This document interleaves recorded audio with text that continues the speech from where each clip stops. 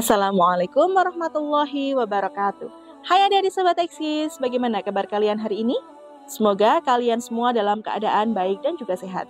Berjumpa kembali dengan Kak Ella di channel Edukasi Eksis. Tempatnya kita belajar dan berbagi wawasan. Pada video kali ini, Kak Ella akan mengajak kalian semua untuk belajar tentang Daulah Abbasiyah. Adik-adik Sobat Eksis, sepeninggal Rasulullah SAW, kepemimpinan Islam digantikan oleh para sahabat Nabi yang disebut sebagai Khulafaur Rasyidin. Khulafaur Rasyidin terdiri dari Abu Bakar, Umar bin Khattab, Utsman bin Affan, dan Ali bin Abi Thalib.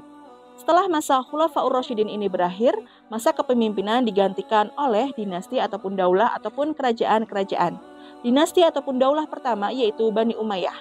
Selanjutnya, dinasti ataupun daulah kedua yaitu dinasti Bani Abbasiyah yang mengambil alih kekuasaan dari dinasti Bani Umayyah. Agar kalian lebih mengetahui tentang Daulah Abbasiyah, yuk kita simak video ini sampai selesai. Bani Abbasiyah adalah dinasti penting yang ada pada sejarah peradaban Islam. Kekhalifahan Bani Abbasiyah berdiri setelah runtuhnya Bani Umayyah. Kekhalifahan ini didirikan oleh keturunan dari paman Nabi Muhammad yaitu Abbas bin Abdul Muthalib. Kekhalifahan ini memerintah di Baghdad, Irak setelah menggulingkan dari Bani Umayyah pada tahun 750 Masehi pada Revolusi Abbasiyah. Pada abad ke-7 Masehi, terjadi pemberontakan di seluruh negeri. Salah satu pemberontakan yang paling dahsyat dan menjadi puncak dari segala pemberontakan adalah perang antara Abul Abbas melawan Marwan bin Muhammad dari Daulah Umayyah. Perang ini dimenangkan oleh Abul Abbas. Dengan jatuhnya Syria, maka berakhirnya Daulah Bani Umayyah dan dengan itu bangkitlah Daulah ataupun Bani Abbasiyah. Terdapat 3 faktor penting yang menyebabkan berdirinya dinasti Bani Abbasiyah ini, yaitu yang pertama, faktor berdirinya Bani Abbasiyah yang pertama adalah karena merasa lebih berhak daripada Bani Umayyah atas kekhalifahan Islam. Apalagi Bani Hashim yang secara nasab keturunan lebih dekat dengan Nabi Muhammad SAW. Faktor kedua adalah karena sistem pemerintahan dinasti Umayyah makin menyimpang jauh dari nilai-nilai agama Islam. Faktor yang terakhir adalah karena Bani Abbasiyah merupakan orang-orang yang tersingkir dari kekuasaan dinasti Umayyah, sehingga mereka melakukan pemberontakan terhadap pemerintahan yang berkuasa. Selain itu, sebelum Daulah Abbasiyah berdiri, terdapat 3 tempat yang menjadi pusat kegiatan kelompok Bani Abbas. 3 tempat tersebut mempunyai kedudukan tersendiri dalam memainkan peranannya untuk menegakkan kekuasaan keluarga besar paman Nabi Muhammad SAW, yaitu Abbas bin Abdul Muthalib. 3 tempat itu adalah Humaimah, Kufah, dan Khurasan.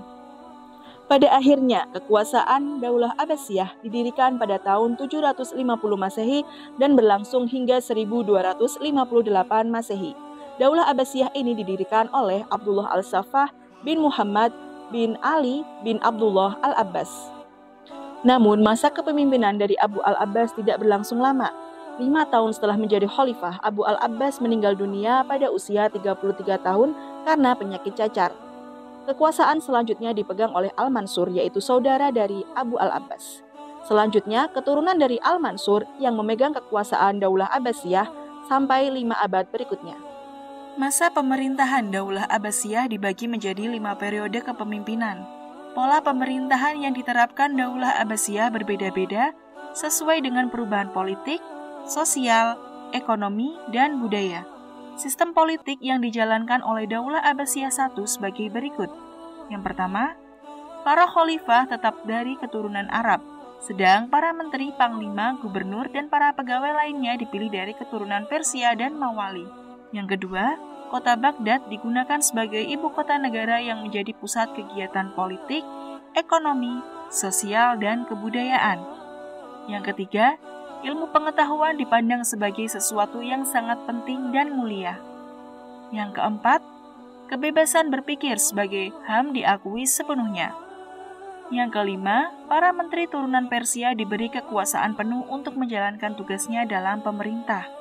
Selanjutnya, periode 2, 3, dan 4. Kekuasaan politik Abbasiyah sudah mengalami penurunan, terutama kekuasaan politik sentral. Hal ini dikarenakan negara-negara bagian atau kerajaan-kerajaan kecil sudah tidak menghiraukan pemerintah pusat, kecuali pengakuan politik saja. Panglima di daerah sudah berkuasa di daerahnya dan mereka telah mendirikan atau membentuk pemerintahan sendiri. sehingga muncullah daulah-daulah kecil seperti Daulah Umayyah di Spanyol dan Daulah Fatimiyah di Mesir.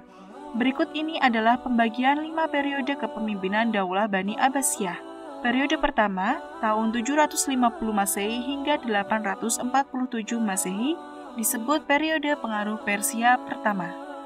Periode kedua, tahun 847 Masehi hingga 945 Masehi, disebut periode pengaruh Turki pertama. Periode ketiga, tahun 945 Masehi hingga 1055 Masehi, masa kekuasaan dinasti Bani Buwai dalam pemerintahan Khalifah Abbasiyah, disebut juga masa pengaruh Persia kedua. Periode keempat, tahun 1055 Masehi hingga 1194 Masehi, masa kekuasaan Daulah Bani Seljuk dalam pemerintahan Khalifah Abbasiyah, disebut juga dengan masa pengaruh Turki kedua. Periode kelima, tahun 1194 Masehi hingga 1258 Masehi, masa Khalifah bebas dari pengaruh dinasti lain, tetapi kekuasaannya hanya efektif di sekitar Baghdad dan diakhiri oleh invasi dari bangsa Mongol. Adik-adik Sobat Eksis, pada masa kepemimpinan Al-Mahdi, perekonomian mulai meningkat. Utamanya, peningkatan terjadi pada hasil pertanian melalui irigasi dan juga hasil pertambangan seperti dari besi, perak, tembaga, dan emas. Selanjutnya, masa keemasan Daulah Bani Abbasiyah itu bermula dari Khalifah Harun al-Rashid sampai era Al-Ma'mun. Khalifah Harun al-Rashid merupakan cucu dari Al-Mansur dan merupakan putra dari Al-Mahdi, penerus dari Al-Mansur.